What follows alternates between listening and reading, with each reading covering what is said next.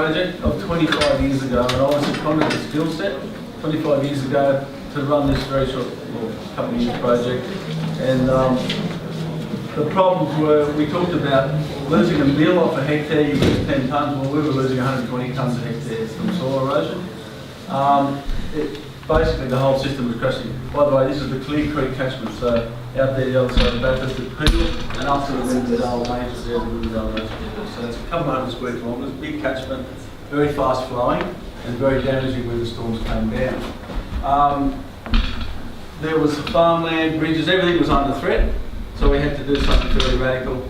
And we were getting consultants coming in telling us it was hundreds and hundreds of thousands of dollars. It just wasn't viable. So the Evidence Council took delegation of that, and they gave me the job of trying to sort it out sort of on the cheap. But we also involved New Work Opportunities, Green Corp, Land Care, farmers, volunteers, schools. So we engaged the community in the process. It wasn't just an engineering project. Thanks, Dad. We formed the Clear Land Care Group. Owners contributed. We had permission from owners, so we had to do all that, that consultation stuff and the agency stuff, the approvals, which is that price is in sort of $1994, and it's a bit vague, but we did get grants, and grants were a bit better to get in those days. Even though the amounts were less, they're probably a bit easier to get. So yeah, that sort of balances out. So again, labour. We had earth movers, all local stuff. It was interesting, I had 4 native plants and 3 weeds to work with, and the weeds guys are on the back all the time because of weeds. I could have done it without weeds, but I had a couple of weeds in there, 2 weeds, blackberries and willows, that I really needed as pioneer species that no native plant could really do straight away. And the idea was to use blackberries and willows in the short term and phase them out with the natives, and I think I can prove we've done that. So we've just used willows and blackberries as habitat and as a root matrix to hold the structures down, and then the natives come in and kill them out. So it worked pretty well, only by guessing it really. How long did that take? Sorry? How long does it take to kill them out? Only took 5 years. Oh. Yeah. Here's a 1964 image. The T structure there's the fairly big one, and we had a Y structure down the bottom. And that's showing it now. And you can see where we fenced off, and the vegetation has, well, increased a huge amount. And that's really just from fencing the stock out, increasing all that veg. So there's the same shot. This is the cheap version, so we just used fencing wire, security wire, and just filled that with the gravel that we got out of there. So this is what the creek was like. There's a few trees regenerating, but it was just a wide stretch of gravel. That's where we're losing 120 tonnes. But like hectares and stuff were washing down the creek. And that was getting 3 metres wider every flood. Tonnes and tonnes of soil, just straight down the system. Here's the shot. Sorry. Here's the shot last week, virtually in the same spot. So all this has been planted. All that's been planted. And then when you get down into the creek, that's all natural regen. So the natural regen was probably 5 times more than, or 4 times more than the planting that we did. Again, the same shot, referenced by the telegraph pole there. So this is where we're going in with our excavators, and then we disturbed all that soil. And of course that was a huge weed bed. So we put wattles and eucalypts in there to stop the weeds a bit. We did get a bit of blackberry, and a couple of farmers sprayed it with blackberry, but the willows have tended to die out in succession. So there's a 25-year die-out rate for willows. And you can see the dead willows there. So we had to excavate all this soil across to here, the back of that bank. We popped willows in there. Now we could have used any plant there, native or anything, but the willows were deep into that sort of wet gravel area, but they haven't succeeded because it's just been too dry. So we did plant all this, and some of them died, but now this guy, 25 years later, is sowing that down to oats. So the flood came up and put that much silt on it from upstream, and that was just raw gravel. And now I've got silt and cattle grazing on there. So the cattle come back into the corridor after we've let it regenerate, and now it's useful productive land. So it's gone, that wildlife corridor has actually gone back into production. But the core corridor, we've kept stock out, the actual water, because it's just too precious to. Thanks. That's the top structure. You can see the house referenced up there. So we used tons of that Omnia rock, and that was sort of donated. And we built a, again, time does it a bit, we built a structure across there. Then we did bank armouring. And this side, we ran a big gravel sort of trench into that floodplain. So when the water got to a certain level, it pushed water into the floodplain. So it charged that gravel. Every time we had a fresh in the river, it charged the gravel, and it fed the other vegetation. We planted a lot of trees there as well. So this vegetation here is all mixture of natives and pasture grass and weeds, and there's no big threat to agriculture and all that. It's just all self-moving through in succession. So it's a whole bunch of plants, phalaris and oats and lindens and stuff. So we're not too worried about that. This is dock and just standard pasture grass. So there's, sorry, Ash, that was that part of the structure. When the river came up and went through it, we put geofabric over that, and that pushed water into the floodplain. So there it is. The stream has narrowed itself right down with couch, and the couch has actually done an engineering function for us, and it's locked the gravel in. So it's actually rebuilding banks, so now the stream's only this wide again. With previously it was 50 metres wide, and losing nutrients and gravel by the tonne. And the grass has come back, and this bloke decided he didn't want the native trees there, and he cut them down, but that's fine because the grasses have held the bank anyway.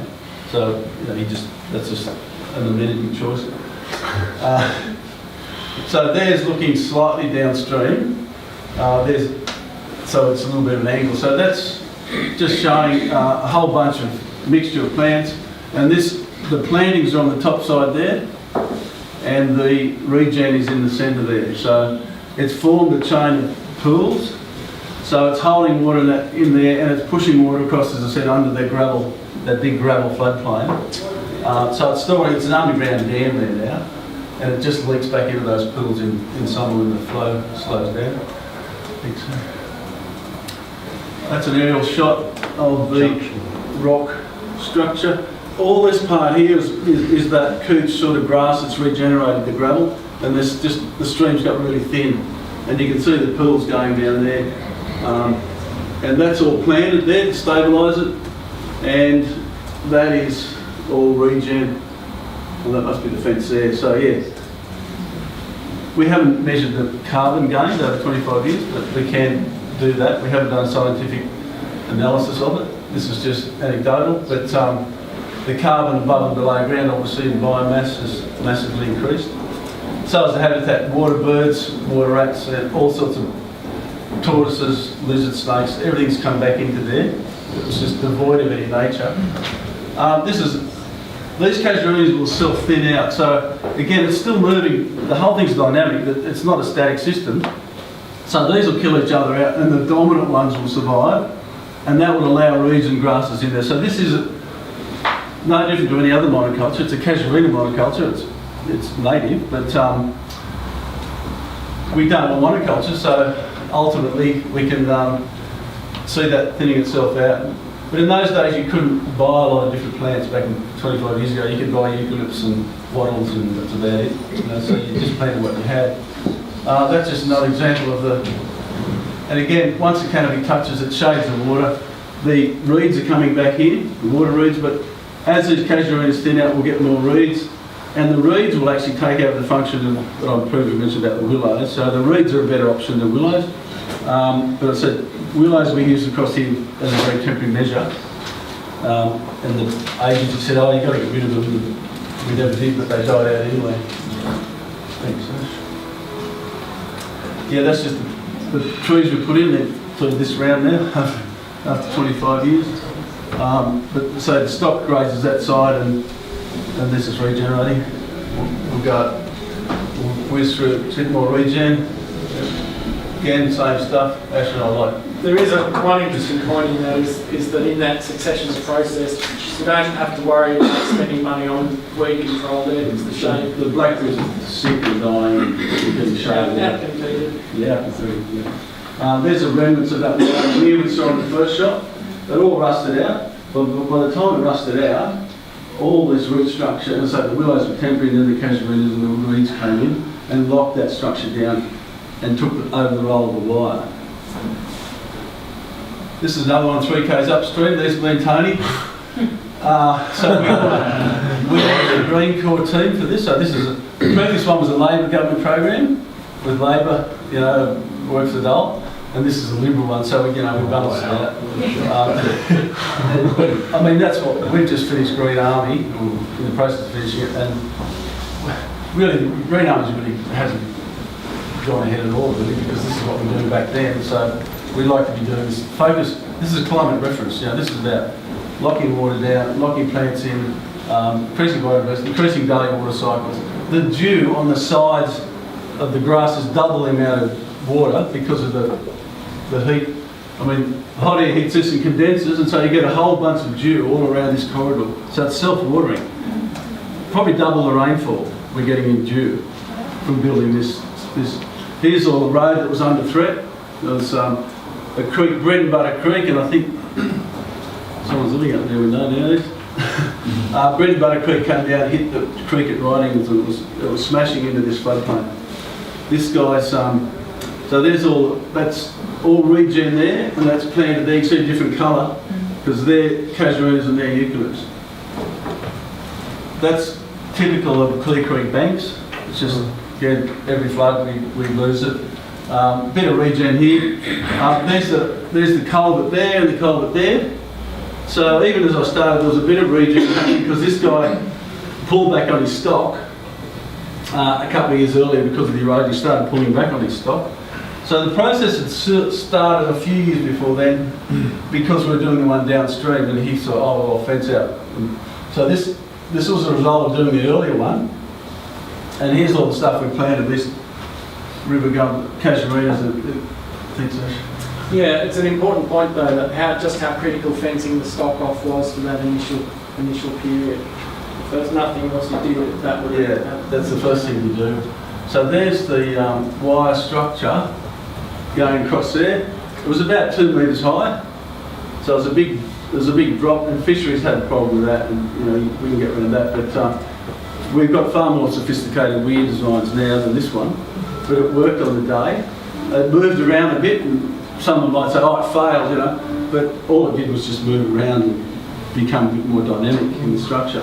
So that's me standing on the same structure, looking the same way, and there's all this recruitment, and it's still recruitment going on. There's still trees this high, and there's trees. Here's the structure here. Casuarina's growing out of it. Willows have all died out, and that's the structure. It's pristine form. So I didn't expect it. That's looking the other way, the same thing. Looking at all the erosion there, we pushed a bit of that gravel up the same as we did. And it's taken in exactly the same spot. Again, same spot, looking at the structure, and the bank staying stabilised there. That's looking at the exact same spot. So that's the Green Army the Green Corps guys making up the gabions, and we were just moving those in, and the excavator came in and filled them up with rock. And that's looking back upstream. So you see there's a few trees up there, but here's just the forest. And as I say, planted and non-planted. This is another structure we built up there, which, again, this is with chain wire. The gabions and the chain wire are very different in terms of how much they cost, how long they last. So the chain wire is cheap and easy and fast, using materials that are there. And that structure had a big dip in it, a bend in it, but it's actually caused a beautiful meandering of the creek. What was a straight barrel creek bed, that's caused the meandering effect. So even though you'd say it failed and it rusted out, there's still big chunks of wire here working as structures. So down here's the other one right at the end. So you can see all that greenery there. This is a recent 3-year-old photo. That's where the land care sort of membership stopped. That's a Peel Flora Fauna Reserve. There's Peel Flora Fauna Reserve. Yeah. This guy said, no, I'm not interested. That's the boundary of this. There's this job here. So that's where it stopped. But 5 or 10 years later, the son of this property owner decided to fence the whole thing, and he's done the whole job there. So he's planted all this. You can just see it starting up now, but there's a 10, 15 year difference in the project. So not every farmer was engaged in lean care, even with free labour and free materials. But you can see the difference there and where it starts again there. So it's really worked well, and we've done that over tens and tens of kilometres around this whole region. Okay, so it's a case of prioritising. If you had some money, it was finite. Would you worry about the weeds and the plants, or would I do another structure? Well, that's for you guys to think about. Again, critical for fencing, and we're in the business of running government programs, so we're saying, well, we need to involve youth for training, trades, skills. So these guys have portable skills, sewing all the baskets together, whatever, but they can use tools. They understood geology and geography and ecology. It's a 6-month program, and these guys, they're all around town now. They're all going well.